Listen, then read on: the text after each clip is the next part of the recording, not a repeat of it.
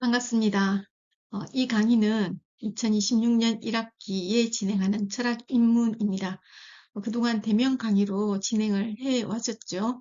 그러다가 보강주에 여러분들께 동영상으로 강의를 하게 되었습니다. 3시간에 걸쳐서 강의를 할 건데요. 키워드는 몸, 자유, 불평등, 그리고 정의입니다.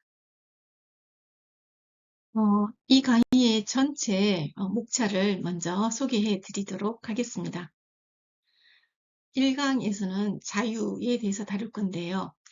도대체 자유롭다는 것은 무슨 의미일까? 라는 주제로 접근을 할 거고요. 2강에서는 자유와 관련해서 장애 문제를 다루게 될 겁니다. 장애는 자유의 축소인가 아니면 자유의 조건인가? 라는 문제를 다뤄볼 겁니다. 3강에서는 불평등의 문제로 이어질 건데요. 결국 장애, 자유, 불평등, 정의 이것은 한 크다란 맥락 속에서 연결되어 여러분들에게 전달되도록 진행을 하도록 하겠습니다.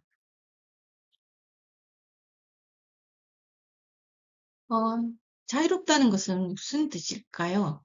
어, 이 강의는 우선 메르로뽕티의 몸 도식과 몸 습관을 기준으로 해서 여러분들에게 전달할 건데요.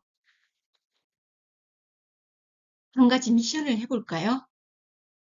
여러분들은 이 강의를 듣기 위해서 방에 들어앉아 있거나 아니면 스터디룸에서 이 강의를 듣겠죠. 그런데 강의를 들으면서 침대에 누워서 들을 수도 있고요. 또는 책상 앞에 앉아서 강의를 들을 수도 있습니다. 다만 이제 여러분들이 의자에 앉아서 강의를 듣는다고 일단 생각을 해봅시다. 여기 그림에 있는 사람들처럼요. 그 과정을 생각할 때 의식적으로 다리를 구부리고 엉덩이를 낮추고 등을 펴라고 그렇게 이성이 여러분에게 명령을 하고 그 명령에 따라서 행동을 하나요? 아마 그건 아닐 겁니다. 그냥 시간이 되어서 여러분들은 동영상을 켜고 그리고 강의를 들을 겁니다. 바로 이 관찰이 지금 이 자유에 대한 강의를 시작하게 되는 중요한 시점입니다.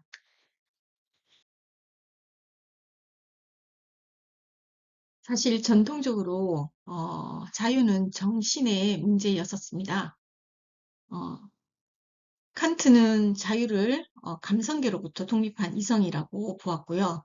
사르트르는 의식이 존재에 앞서 있기 때문에 우리가 자유롭도록 저주받았다고 선언을 했죠. 그런데 이러한 생각들이 놓친 것이 있습니다. 그게 뭘까요? 자유라는 것은 바로 몸을 근본 조건으로 한다는 사실입니다. 방금 사르트르나 그렇죠. 칸트 이야기를 했는데 칸트나 사르트르가 전통적인 관점에서 있다면 이 관점은 아마도 데카르트로부터 기인했다라고 해도 과언은 아닐 거라고 생각을 합니다. 물론 근대 이전에도 몸에 대해서 그렇게 깊이 있고 중요하게 다루지는 않았죠. 하지만 근대에 와서 몸과 정신은 확실하게 명징적으로 구분이 되었고 그 이후에 우리는 몸을 물질로서 간주하게 되는 그런 상황에 처하게 된 거예요. 이러한 몸에 대한 부분을 멜로뽕티는 다시 질문하게 된 것이고요. 다시 미션을 또 시작하도록 해보겠습니다. 제 의자에 앉았고 여러분들은 커피를 마실 수도 있습니다. 만일에 여러분들이 카페에 있다고 생각을 해봅시다. 자, 커피를 주세요 라고 하고 이제 커피가 여러분 앞에 놓였습니다. 그런데 커피를 잡을 때 여러분들은 그 컵까지의 거리를 계산하고 있나요? 근육에 명령을 내리고 손을 이동합니까? 자, 우리는 이런 부분들을 좀 생각해 볼 필요가 있어요. 어, 메르로뽕티는 지각하고 이러한 운동들이 통합된 몸 주체적 행위라고 이야기를 합니다. 그래서 메르로뽕티는 이렇게 얘기하죠. 나는 공간을 사유하지 않고 공간에 거주한다라고 이야기를 합니다. 이렇게 전통적인 관점과 대비해서 메르로뽕티의 몸이 서로 다른 이해를 가지고 있다고 우리가 먼저 간주하고 자유 문제를 다루게 될 겁니다. 자, 봅시다. 몸이죠. 이 몸이 만일에 어떤 능동성도 가지고 있지 않은 수동적인 것이라면 정신이 이 몸에 명령을 내리게 될 거예요. 하지만 정신이 몸에 명령을 내리는 그런 과정이 아니라 몸 자체가 알아서 행위한다면 이 몸은 주체적인 몸이 되겠죠. 그래서 이 몸을 이렇게 구분해 볼 수 있습니다. 객관적 몸, 고유한 몸, 실존적 몸. 그런데 지금 몸이라고 이야기하면서 제가 여기에는 신체라고 썼어요. 사실 신체와 몸을 그다지 구분하지 않고 저는 사용을 하고 있는데 처음에는 신체라고 늘 이야기를 하다가 최근에는 이제 몸이라고 전부 이야기를 합니다. 신체라고 이야기를 했을 때 우리는 전통적인 관점에서의 몸을 생각하는, 특히 인간의 몸을 생각하는 경향이 훨씬 많기 때문에 그렇죠. 오늘 강의에서 이 몸이라는 말을 대부분 쓰게 될 건데 여기에서만 유독 신체를 쓴 것은 그간 우리가 신체 또는 몸이라는 것을 항상 인간의 몸에만 생각을 해왔던 그곳에서부터 이 문제들을 출발해야 한다고 생각했기 때문입니다. 자, 우리가 데카르트와 앞 페이지에서 데카르트와 메르로뽕티를 대립해서 일단 뒀죠. 그리고 메르로뽕티의 어떤 고유한 몸, 여기서 얘기하는 이 고유한 몸과 대비해서 데카르트의 몸을 객관적 몸이라고 이야기를 할 거예요. 그러면 실존적 몸은 무엇일까? 실존하는 몸은 현재적 몸이라고 생각을 하시면 될 거고, 현상학자들은 특히 이제 사르트르는 실존주의자죠. 멜로뽕티에게 있어서도 몸을 실존적인 측면에서 이야기를 하기도 합니다. 자, 데카르트를 본격적으로 들어가 보도록 하죠. 가장 이 사진이 데카르트 사진 중에서 제가 좀 좋아하는 사진이기도 해요. 아시다시피 데카르트는 심신이원론을 주장했습니다. 여러분들 다 아는 이야기죠. 데카르트의 이 심신이원론은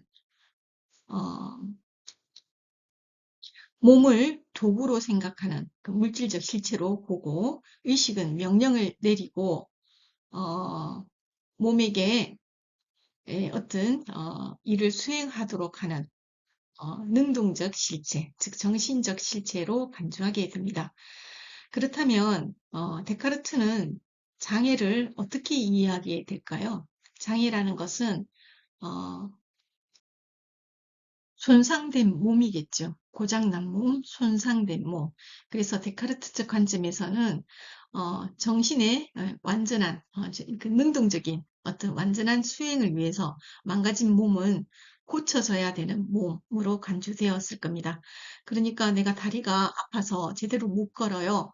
그렇다면 치료를 해서 걸을 수 있도록 해야 되는 거죠. 그래야 의식이 명령하는 바를 몸은 무리 없이 수행하게 될 거니까요. 그렇게 되면 몸은 일종의 기계와 같은 것이 됩니다. 인간의 정신은 이런 기계인 또는 물질인 몸에 갇혀져 있는 거겠죠.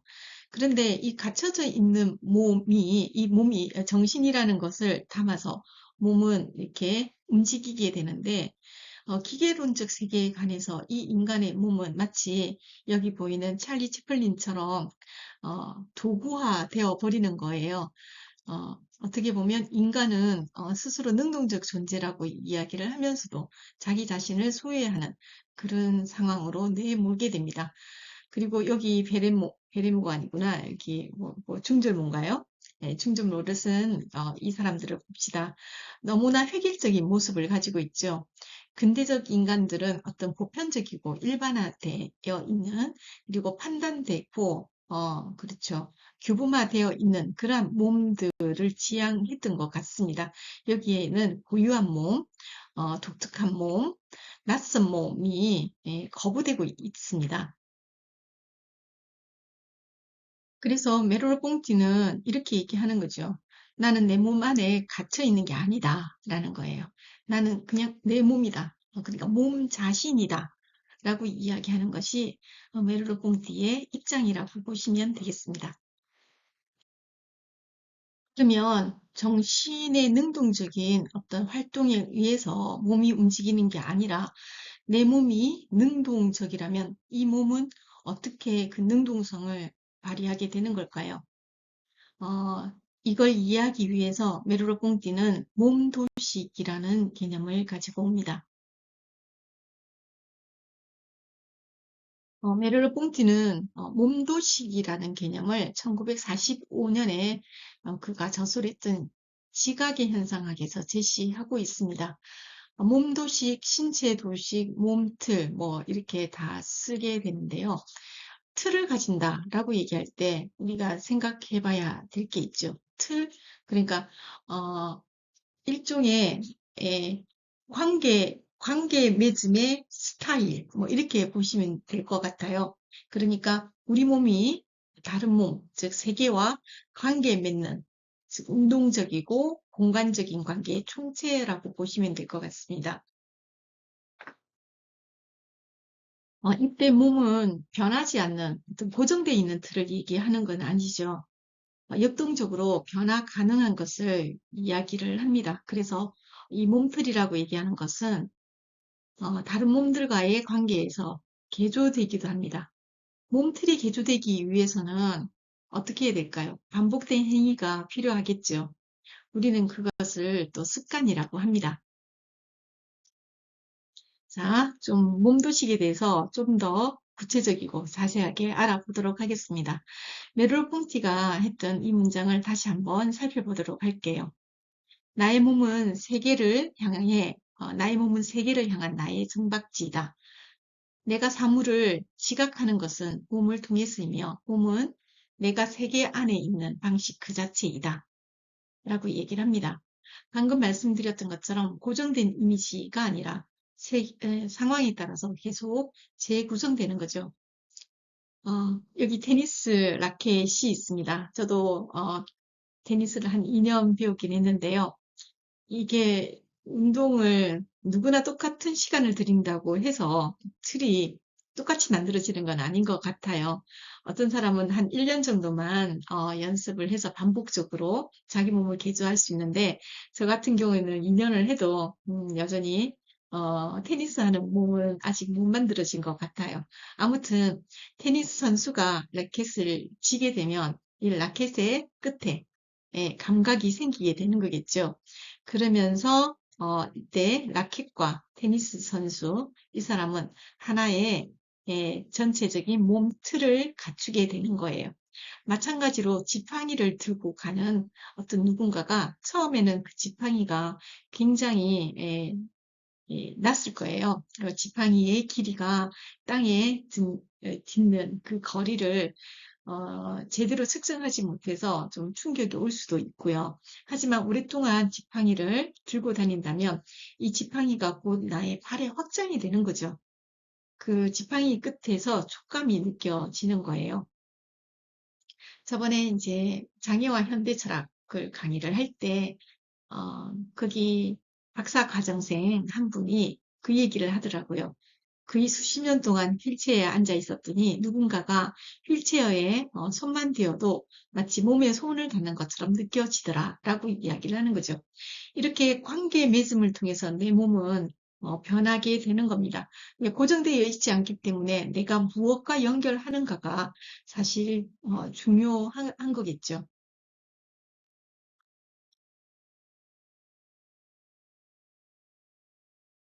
멜로봉티는 몸을 두 층위로 구별하고 있습니다. 하나는 습관적 몸, 또 하나는 현재적 몸입니다.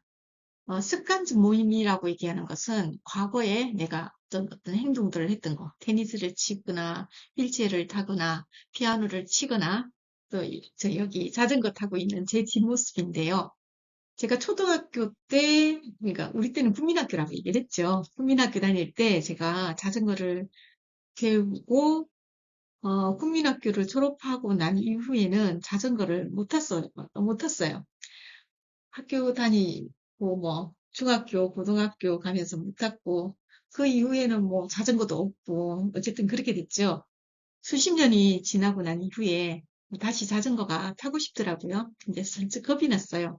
너무나 오래 전에 자전거를 탔었고, 또내 몸이 그 자전거의 감각을 기억을 할까? 이것도 잘 모르는 상태였거든요. 그래서 처음에 이제 그 자전거 대여소에서 자전거를 빌려서 타게 되는데, 좀 겁이 나더라고요. 넘어지면 어쩌지 싶어가지고, 단단하게 무장을 좀 했었습니다. 사실 그 전에 먼저 자전거를 어, 구입을 사실은 하긴 했었어요. 그런데 이 자전거 타는 게 너무 익숙하지 않으니까 좀 넘어지곤 했었어요. 그러니까 처음에는 넘어졌어. 너무 아프더라고요. 너무 아픈데, 어, 나중에 한 두어 번 타보니까 뭔가 감이 와요. 그래서 대여소에 빌려가지고 연습을 한 며칠을 했습니다. 구입한 자전거는 두고요. 그랬더니 금방 음, 며칠 연습하니까 금방 몸이 자전거에 익숙해졌었어요. 글쎄요, 자전거 타기가 그렇게 난이도가 있는 게 아니라 자전거를 처음 타는 사람도 아마 저와 같은 시간 정도를 투자를 한다면 금방 탈 수 있을 수는 있을 거예요. 하지만 이제 제가 굉장히 운동에 약하기 때문에 그런 거를 생각할 때 아마 과거에 제 그러한 몸 습관이 여전히 남아 있고 그것이 새롭게 또 자전거를 만나면서 기억이 되살아난 것은 아닐까 하는 생각이 듭니다. 그래서 이런 몸들을 습관적 몸이라고 이야기를 하는 거죠. 과거의 경험이 심전되어 있다가 이미 자동화되어 있는 거예요. 그래서 이제 알아서 균형 잡기가 가능해지게 된 거죠. 그런데 이제 현재적 몸이라는 것은 바로 지금 이 순간이라는 거예요. 자, 과거의 경험이 있지만은 지금 현재 이 순간에 내가 타고 가는 이 자전거가 예전에 탔던 자전거하고는 또 다를 거 아니에요. 좀 특정 상황이 개입이 되어 버린 거예요. 그죠? 특정한 상황이 만들어졌고, 또 어릴 때와 같은 그런 유연한 몸이 아니에요. 지금은. 그래서 이미 좀 과거에 어떤 자동화되어 있는 그 몸과 현재적 몸이 같지는 않지만 지금 현재 제가 자전거를 타면서 새롭게 변화하게 되는 거예요. 그러면, 자, 다시 봅시다. 습관적 몸, 현재적 몸. 이 현재적 몸은, 과거의 몸을 재현하는 것이 아니라, 새로운 상황이 개입이 되면서, 마치 처음 자전거를 배울 때처럼, 그렇게 균형 잡기가 시작이 됩니다. 자, 여기서는 우리가 자전거를 처음 배울 때 의식적으로 균형을 잡는다라고 되어 있는 거잖아요. 이 말이 의미하는 바를 좀 더 자세하게 알아보도록 하겠습니다. 자, 처음에 제가 한 번도 자전거를 배워보지 못한 그 당시의 현재적 몸, 자전거를 배우기 위해서 어, 균형 잡기를 의식적으로 하는 거죠. 그러다가 자전거 타는 게 익숙해졌어요. 그때부터는 몸이 알아서 자전거를 이제 움직이게 됩니다. 움직이게 될 거예요. 그런데 오랫동안 자전거를 타고 있지 않다가 지금 현재 새로운 상황에서 다시 자전거를 타게 되는 거잖아요. 이때 내 의식이 새로운 상황에 개입을 하겠지만, 여전히 과거에 침전되어 있던 이 자동화되어 있는 몸이 이 현재적 몸에도 작동을 할 거라는 거죠. 그래서 현재적 몸은 습관적 몸, 이것을 근원적으로 가지고 있다라고 보시면 될 겁니다. 그러면 이 현재적 몸을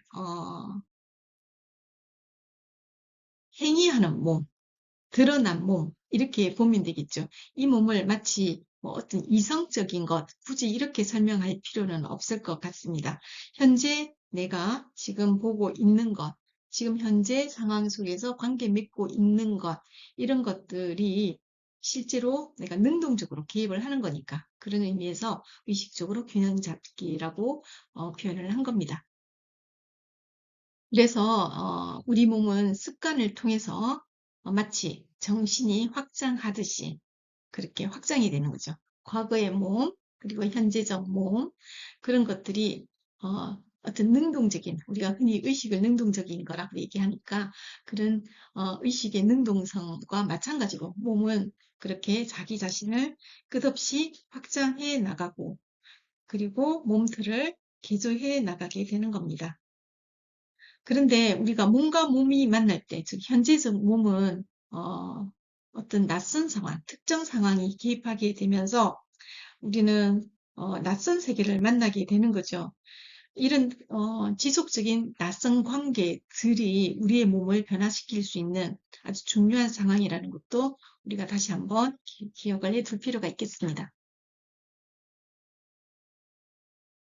몸틀을 좀 더 잘 이해하기 위해서 우리는 몸 공간의 상황, 즉 공간성에 대해서 좀 더 자세하게 알아볼 필요가 있겠습니다.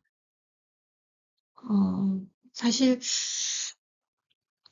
공간성이라고 얘기하는 것 자체가 이미 몸은 공간인 거잖아요. 그 데카르트가 그 몸을 연장이라고 얘기를 했는데 연장을 가지고 있다라는 거, 몸은 이미 어떤 공간성을 가지고 있다는 거예요. 그러니까 어, 이 몸이라는 것은 어떤 시간의 어떤 시간의 흐름에 따라 그 몸은 변신하게 되고 그 변신하는 몸은 공간을 가지고 있기 때문에 공간성 자체가 어떻게 보면 시간성 자체가 될 거예요. 그럼 이 몸 공간의 상황이 어떻게 이루어져 있을까?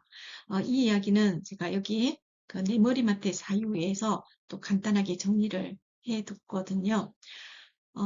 이건 이제 뭐 현상학, 메르공디 현상학을 알기 위해서는 기초 개념들을 알아야 되는데 좀 돕기 위해서 좀 써둔 거예요. 시각의 현상학을 바로 읽어서 여러분들이 이해하면 좋겠지만 또 그럴 만한 또 시간적 여유가 없을 수도 있으니까 거기에 있는 내용을 이제 필요한 내용을 지금 가지고 와서 여기에다가 적었습니다. 자, 나는 지금 여러분들하고 여러분들 앞에서 강의를 하기 위해서, 동영상 강의를 하기 위해서, 책상 앞에 앉았습니다. 지금 강의를 하고 있죠. 평소에는 이제 글을 쓰고 있겠죠. 그런데 내 몸이 책상 앞에 있다라는 말은 마치 연필 옆에 지우개가 있다. 즉, 나열되어 있다. 이것이 여기 있고 저기 있고 요리에 있다. 각각의 것들이 개별적으로 독립되어 있는 어떤 실체로서 놓여 있다라는 의미가 아니라는 거예요. 이런 것들이 의미 있게 배열되어 있지만 실제로는 전체적인 어떤 조화를 가지게 되는데 제가 여기에 앉아가지고 음, 컵을 이렇게 잡을 거예요. 물을 마시기 위해서 또는 커피를 마시기 위해서 여기 있습니다. 아이고. 자, 커피 잔을 이렇게 잡았어요. 그런데 이렇게 커피잔을 잡을 때 제가 이제 여러분 이제 시선을 여기에 두면서 이렇게 약간의 시선을 또 저기에다 두죠. 그러면서도 이게 알게 돼요. 어디 있지가 아니라 이렇게 잡게 되는 거예요. 자, 이렇게 놓여 있지만 이 각각의 이 몸들, 그러니까 인간의 몸도 몸이지만 이 사물 몸도 몸이 되는 거예요. 메롤공티에게 있어서는 뭔가 몸이 세계에서 얽혀서 서로에게 영향을 주고받으면서 서로를 확장시켜 나가는 거니까. 그러니까 하나의 몸이면서 동시에 각자의 몸이다. 뭐 이렇게 이해를 해도 좋을 것 같은데요.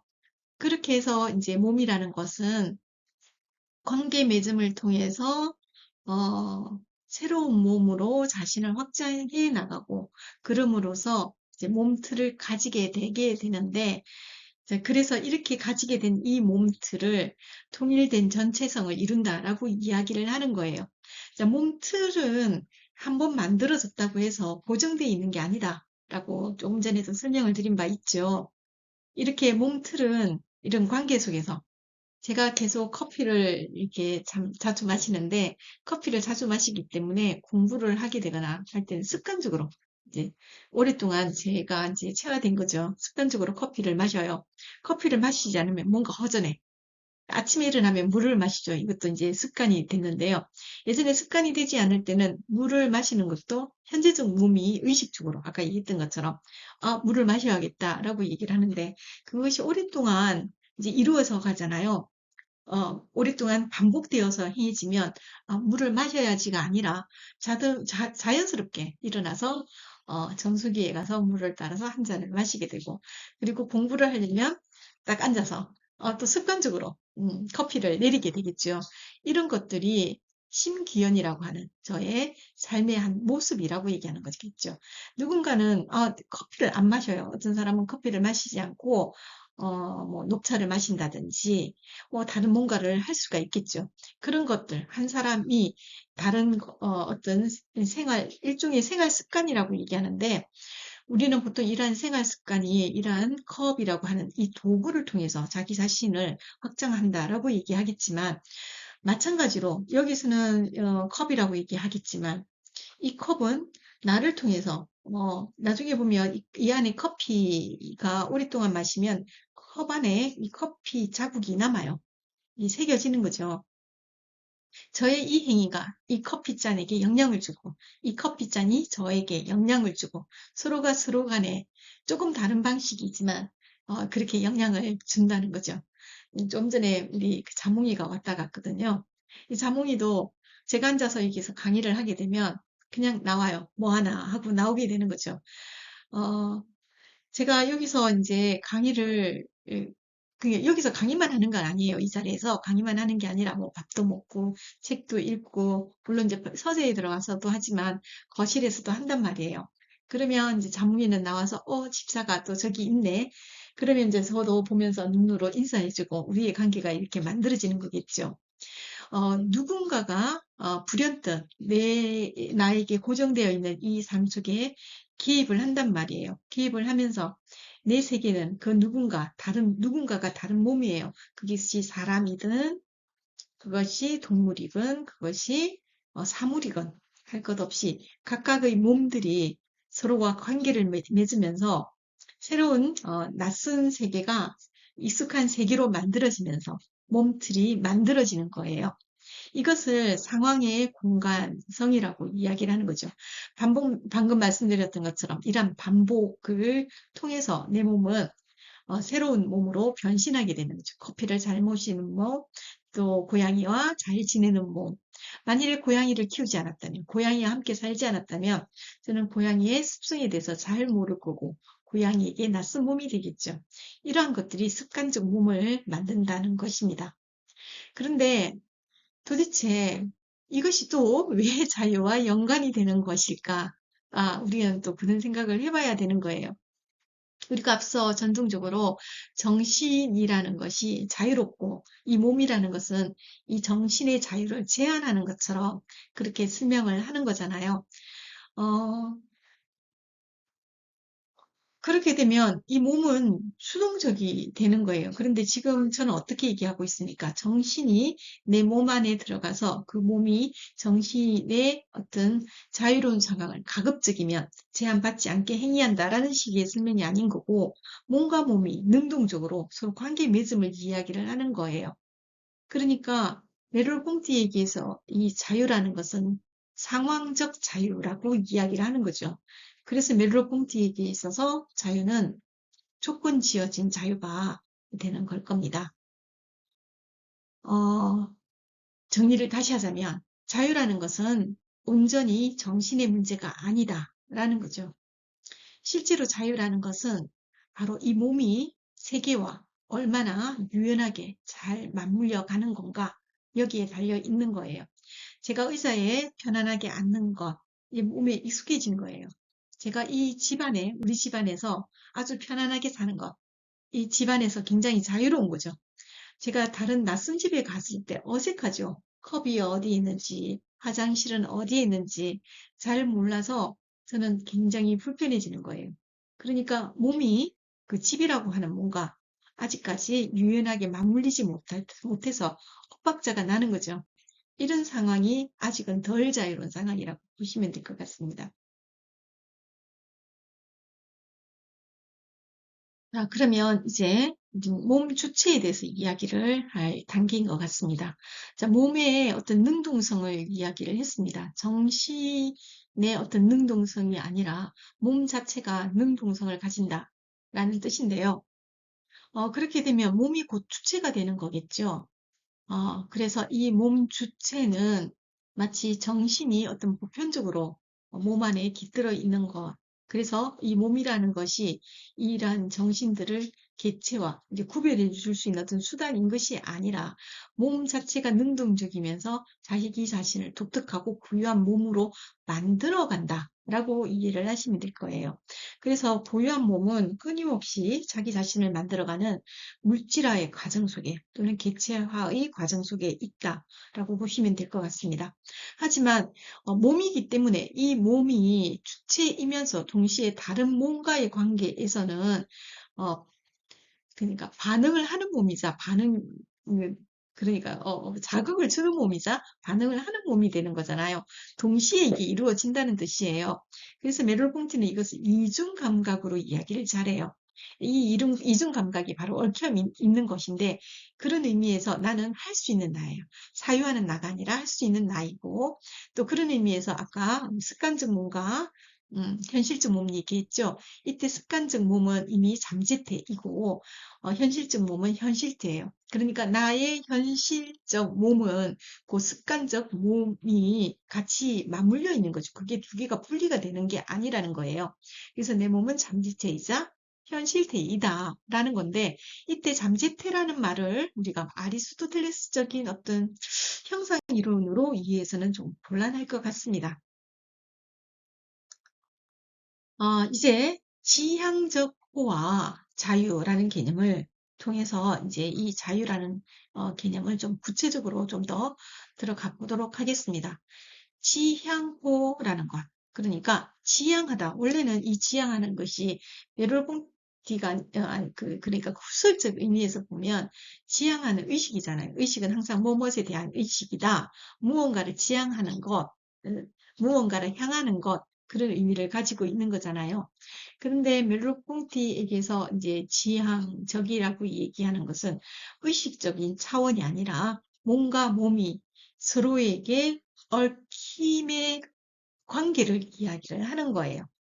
이러한 지향성을 가지고 있기 때문에 몸이 가지고 있는 이러한 지향성, 서로에게 끌리는 것, 서로에게 동기가 되는 것, 그죠? 이런 것들이 있기 때문에 서로를 변화시켜 나갈 수 있게 되는 거죠. 그러니까 자유라는 것은 이러한 끌림이 예, 풍성하게, 풍부하게 형성이 되고 확정해 나가는 상태, 이렇게 보시면 될 것 같습니다. 그러니까 자유라는 것은 상황을 거부하거나 거슬러 있는 것이 아니라 오히려 이 상황 속에 함께 얽혀 있는 그러니까 뭐 마치 사르트르가 타자는 나의 지옥이다라고 얘기하는 것처럼 마치 나의 자유가 다른 몸에 의해서 어떤 제한을 받는 게 아니라 이러한 몸과 몸들이 얽히면서 상황이 만들어지는 그 상황이 만들어지면서 새로운 몸틀이 만들어지는 이러한 상황 이런 것들이 바로 자유의 상황이다 라고 보시면 될 것 같습니다. 그렇다면 우리가 자유에 대한 어떤 기본적인 기존의 어떤 관점과 확연하게 좀 구별이 된다는 것을 여러분들은 이제 이해하실 수가 있을 것 같아요. 이제 더 이상 자유는 절대적인 것이 아니죠. 어, 사르트르가 마치 우리는 자유롭지 않을 자유가 없다라고 이야기를 한 그런 상황은 사실은 없는 거예요. 자유는 항상 어떤 상황 속에서 행사되는 거죠. 이미 몸이 이제 세계 안에 있고, 즉 세계 내에 있고, 그래서 자유는 무한하지 않고 오히려 몸적이고 조건적이고 상황적이다라고 할 수가 있겠습니다. 자, 이제 이러한 자유라는 것이 기존에 우리가 알고 있던 자유와는 좀 다르다는 것을 우리가 지금 확인을 해보고 있는데요. 이제 지향성이라는 말을 조금 더 좀 알아보도록 하겠습니다. 아까 지향호라고도 번역을 하는데 지향궁이라고도 번역을 하기도 합니다.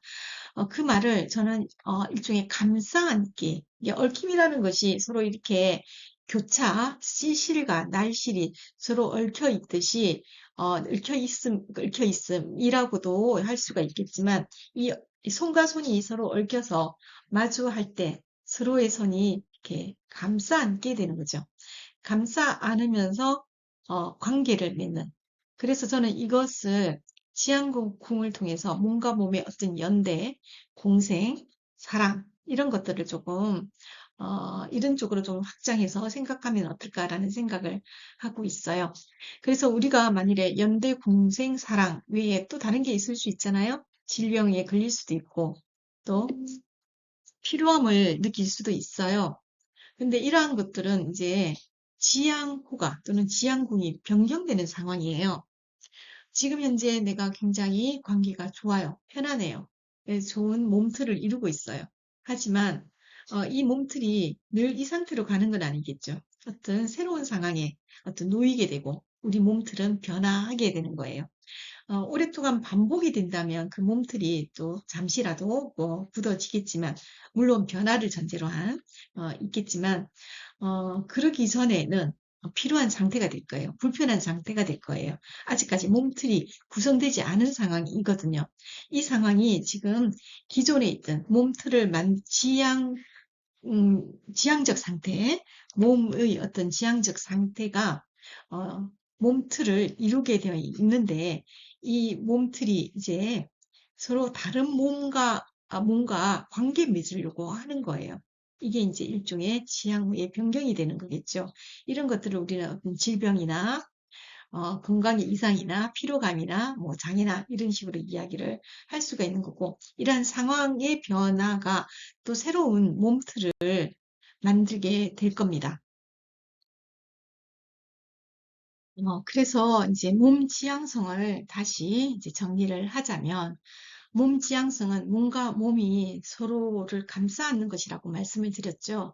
이렇게 감싸 안는 이것이 바로 몸의 운동성이라고 보시면 될 것 같습니다.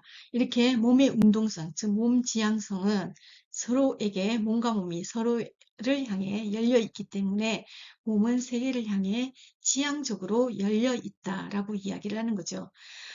흡술 현상학이 의식의 현상학이었고, 어, 물론 이제 흡술도 어떤 생활 세계를 통해서 몸에 대해 이야기를 하고 있다 하더라도 기본적으로 흡술의 지향성은 의식 지향성이에요. 그래서 의식은 항상 뭐뭇에 대한 의식이었다.